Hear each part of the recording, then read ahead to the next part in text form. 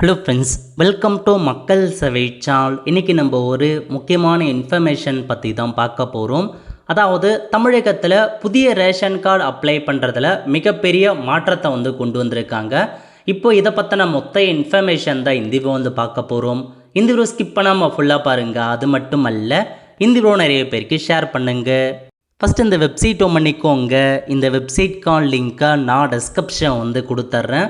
tnpds.government.in இதான் பார்த்தா official website. Okay, இந்த வெப்சைட்டில் ரேஷன் சம்மந்தப்பட்ட பல்வேறு சேவைகளை நம்மளே பண்ணிக்கலாங்க. புதுசாக ரேஷன் கார்டு அப்ளை பண்ணுறது, ரேஷன் கார்டு தொலைஞ்சு போயிடுச்சு அப்படின்னா நகல் மின்னணு குடும்ப அட்டை அப்ளை பண்ணலாம். ஸோ ரேஷன் கார்டில் பேர் சேர்க்கலாம், ரேஷன் கார்டில் பெயர் ரிமூவ் பண்ணலாம், குடும்ப தலைவர் மாற்றம் பண்ணலாம், பெயர் நீக்கம் பண்ணலாம். இந்த மாதிரி நிறையா சேவைகள் இதில் கொடுத்துருக்காங்க.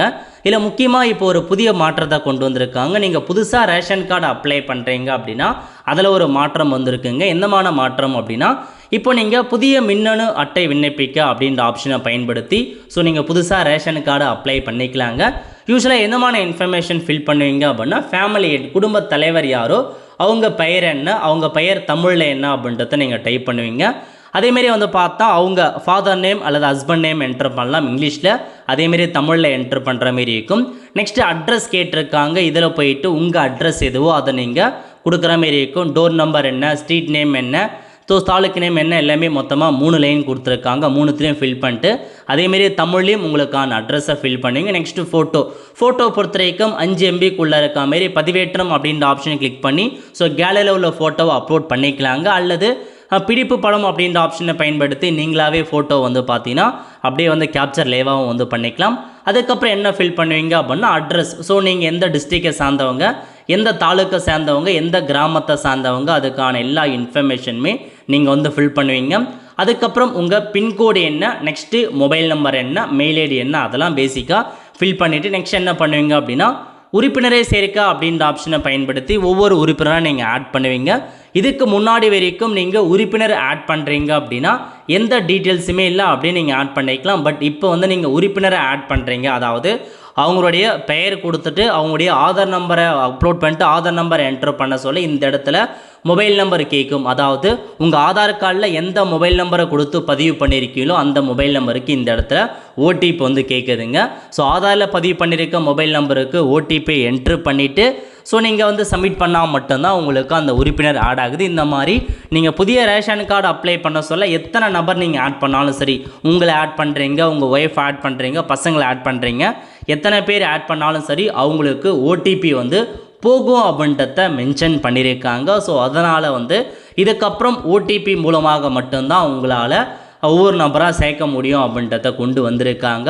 ஸோ நீங்கள் அதேமாரி எல்லா மெம்பரையும் ஆட் பண்ணிவிட்டு டாக்குமெண்ட்ஸை பொறுத்த வரைக்கும் என்ன மாதிரி டாக்குமெண்ட் நீங்கள் அட்டாச் பண்ணோம் அப்படின்னா எல்லாருடைய ஆதார் கார்டையும் ஒவ்வொரு நம்பர்ஸும் ஆட் பண்ணிடுங்க. அதுக்கப்புறம் என்னமான கார்டு வேணும், அரிசி அட்டையா, சர்க்கரை அட்டையா, பண்டக மெல்லை அட்டையா, மேக்ஸிமம் அரிசி அட்டையை கொடுங்க. அப்போ தான் உங்களுக்கு எல்லா பெனிஃபிட்டும் கிடைக்கும்.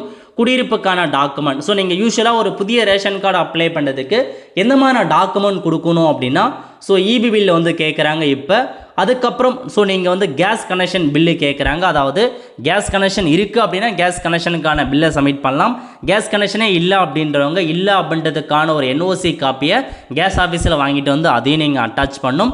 இதை தவிர்த்து நீங்கள் எந்த வீட்டில் இருக்கீங்க, சொந்த வீட்டில் இருக்கீங்க அப்படின்னா அதுக்கான சொத்து வரியும், வாடகை வீட்டில் இருக்கீங்க அப்படின்னா அதுக்கான வாடகை ஒப்பந்த காப்பி கம்பல்சரி. இந்த 3 டாக்குமெண்ட் அவசியமானது.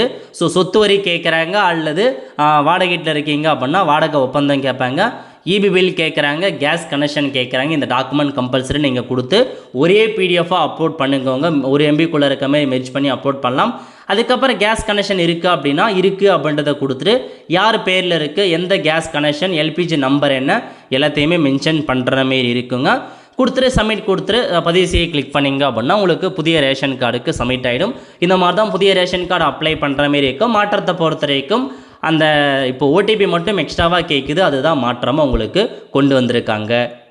அதே போல் நீங்கள் இப்போ புதுசாக உறுப்பினர் பேரை சேர்க்க போகிறீங்க. ஆல்ரெடி உங்கள் ரேஷன் கார்டு இருக்குது, அந்த ரேஷன் கார்டில் ஒரு நபரை சேர்க்க போகிறீங்க. இந்த இடத்துல உறுப்பினரே சேர்க்க அப்படின்ற ஆப்ஷனை கிளிக் பண்ணி ஒரு நபரை சேர்க்க போகிறீங்க அப்படின்னா அவங்களுக்கும் ஆதார் ஓடிபி என்ட்ரு பண்ணி தாங்க நீங்கள் ஒரு புதிய உறுப்பினரை வந்து சேர்க்குற மாரி இருக்கும். ஸோ இதுதான் உங்களுக்கான ஒரு அப்டேட்டாக வந்து ரேஷன் அட்டையில் இப்போதைக்கு கொண்டு வந்திருக்காங்க. இன்று முதல் இது நடைமுறைக்கு வருதுங்க. ஸோ புதுசாக ரேஷன் கார்டு அப்ளை பண்ண போகிறவங்களும் சரி, ஸோ உறுப்பினர் பேரை சேர்க்க போகிறவங்களும் சரி, இதுக்கப்புறம் ஓடிபி என்ட்ரு பண்ணி தான் சப்மிட் பண்ணுற மாரி இருக்கும். இதுதான் உங்களுக்கான புதிய நடைமுறை. நிறைய பேருக்கு இந்த இன்ஃபர்மேஷனை ஷேர் பண்ணுங்கள். அடுத்த ஒரு நிலையுள்ள சந்திப்போம். நன்றி, வணக்கம்.